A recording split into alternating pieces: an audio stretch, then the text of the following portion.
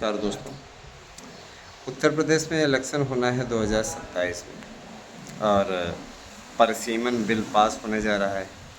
परिसीमन बिल में जहां विधानसभा और लोकसभा की सीटों की संख्या बढ़ जाएगी, वहीं कुछ ऐसी विधानसभाएं हैं जिनका कार्यकाल बढ़ाया जाएगा और कुछ का कार्यकाल घटाया जाएगा।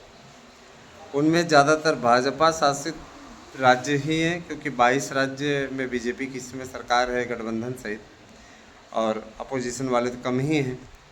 लेकिन हो हल्ला मचना तय है, लेकिन इसका कोई फ़र्क नहीं पड़ेगा, क्योंकि देखिए कि जब कोई चीज़ कानून द्वारा पारित हो जाए, सभी विधानसभाओं तक जाएगा, 15 से ज़्यादा विधानसभाओं में पास होना ज़रूरी है। ये पारित होते ही उसमें ये चीज़ का प्रावधान रहेगा कि कई राज्यों के विधानसभा का कार्यकाल बढ़ जाएगा और कई का घट जाएगा।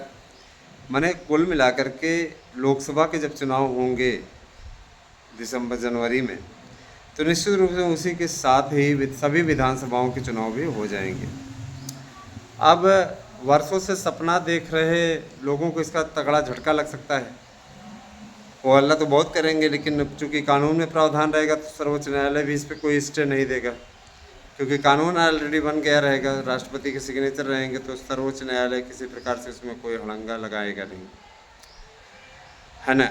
और इसमें कई लोगों के अरमान चकनाचूर हो सकते हैं, इंतज़ार उनका बढ़ सकता है। 2 साल का कार्यकाल फिलहाल योगी आदित्यनाथ का बढ़ने जा रहा है, ये चीज़ तय है। और इस कारण से विपक्ष, विशेष रूप से समाजवादी पार्टी और कांग्रेस जिनका गठबंधन है, वो ज़्यादा परेशान है ना। तो 2 साल का कार्यकाल बहुत बड़ी चीज़ होती है, 2 साल का कार्यकाल बढ़ेगा। और ऐसा नहीं, इनके यहाँ भी तो कार्यकाल बढ़ेगा ही घटेगा। तमिलनाडु का कार्यकाल घट सकता है और इसका बढ़ सकता है ना। कई ऐसे स्टेट हैं जहाँ पर बीजेपी की अभी भी सरकार बनी है। पश्चिम बंगाल को ले लीजिए, उसका भी कार्यकाल आपका कम हो सकता है।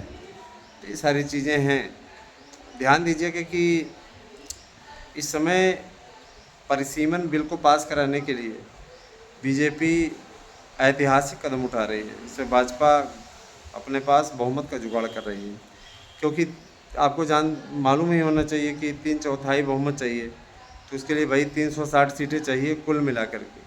बीजेपी अब उसके आसपास पहुंचती हुई दिख रही है, क्योंकि टीएमसी ख़त्म हुई, टीएमसी ने पूरा सपोर्ट दे दिया बीजेपी को, जो बागी सांसद हैं उन्होंने दे दिया समर्थन।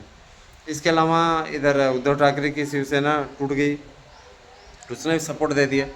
तो जाहिर सी बात है कि अब धीरे धीरे देख करके यहाँ शरद पवार की भी पार्टी टूटने वाली है। और इस टाइप से क्या होता है कि धीरे धीरे करके अपोजिशन, जब आवश्यकता पड़े तो समाजवादी पार्टी भी आ सकती है साथ में, उसके सांसद भी बीजेपी को सपोर्ट कर सकते हैं और अखिलेश की आदेश का उल्लंघन करके बाहर से समर्थन दे सकते हैं। तो ये सारी चीज़ें चल रही हैं। बाकी आने वाले समय में हम आप लोगों के बीच में और भी जानकारियाँ शेयर करते रहेंगे। आपको ये वीडियो कैसी लगी कमेंट करके अवश्य बताइएगा। और याद रखिएगा कि परिसीमन बिल पास होने के साथ ही सारा समीकरण भी बदलने जा रहा है। इससे वर्षों से इंतज़ार कर रहे लोगों को तगड़ा झटका लगने वाला है ना। तो बने रहे हमारे साथ में। हमारी वीडियो देखने के लिए बहुत बहुत धन्यवाद। पूरी वीडियो देखने के लिए आपका बहुत बहुत धन्यवाद।